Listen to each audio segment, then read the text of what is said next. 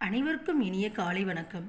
இன்று பிறந்தநாள் காணும் மற்றும் கல்யாண நாள் காணும் அனைவருக்கும் எனது வாழ்த்துக்களுங்க. இன்று 22/1/2024 தமிழ் மாதப்படி தை 8, முஸ்லிம் மாதப்படி ரஜப் 10. இன்று சுபமுகூர்த்த தினம். இன்றைய நல்ல நேரம் பார்த்துடலாம். காலை 6:30 முதல் 7:30 மணி வரை, மாலை 4:30 முதல் 5:30 மணி வரை.